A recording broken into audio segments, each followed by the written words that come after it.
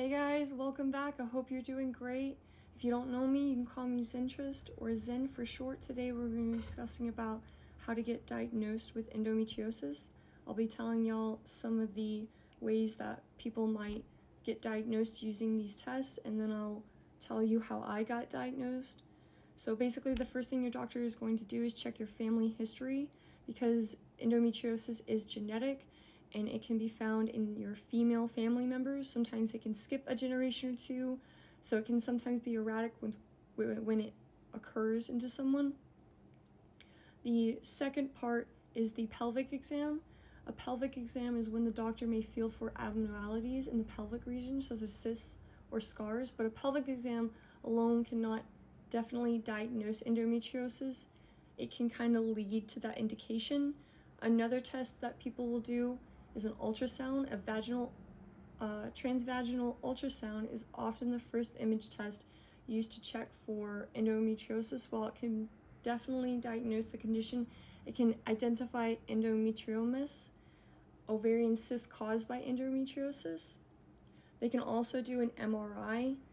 An MRI can help assess the extent of endometriosis, particularly deep inflammatory endometriosis involving the bladder and bowel.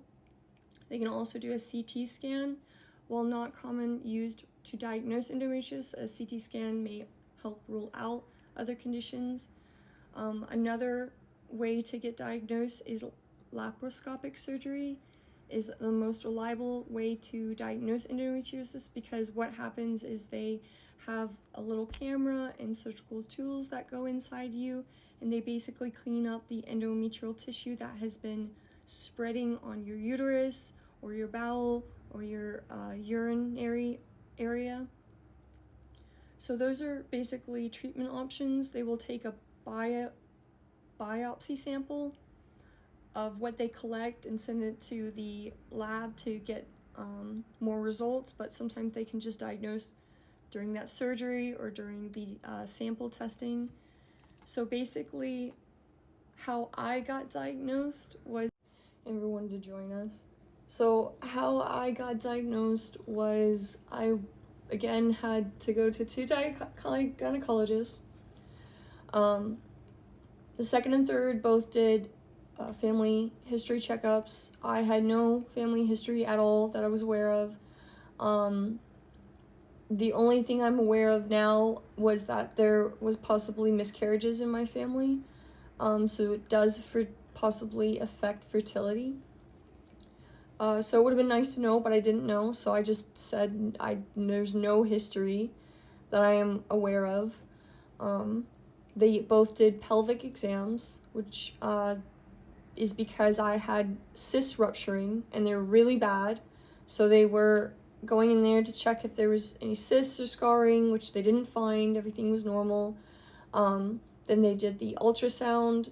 Both doctors did them, and again, everything came back normal. I've heard there are some gynecologists who can diagnose with ultrasounds. I've heard there are some gynecologists who are not educated enough to diagnose with an ultrasound. I hope my doctors knew what they were looking with the ultrasound, but they didn't find anything. Then they did an MRI and also a CT scan. Again, both doctors didn't find anything, so I was running out of options to get diagnosed. I offered the laparoscopic surgery because it's honestly one of the best ways to get diagnosed, because you have to go through a surgical procedure. They physically have to open you up to get to look inside of you and also get biopsy samples.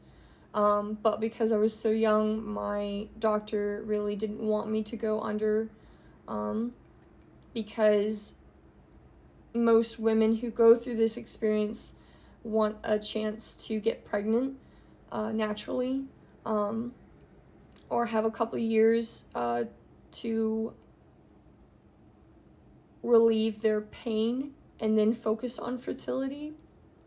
But because I was so young, my doctor didn't really want me to go through a $25,000 surgery, because it might just reoccur again, and then you would have to just have another surgery. So I've heard there have been women who have gone through 3 to 4 surgeries of this, and he just didn't want to put me through that.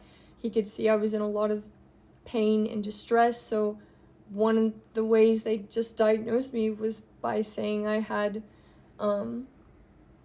painful intercourse, which is a big indication for endometriosis. So that's where they started treatment. They decided to diagnose me with that and then start treatment and see how I react, and I'll discuss that in another video. But thank you so much for taking the time to listen and following and liking. Please comment if how possibly you got diagnosed with your condition. I'd really like to hear y'all's story. It would mean a lot because I just don't have much support in this, and I've only talked to a few people that are going through this, so I just would like to spread awareness and also find a community that we can all talk about this in a very healthy and educational way. So thank you so much. I hope you all have a good day, okay? See you later.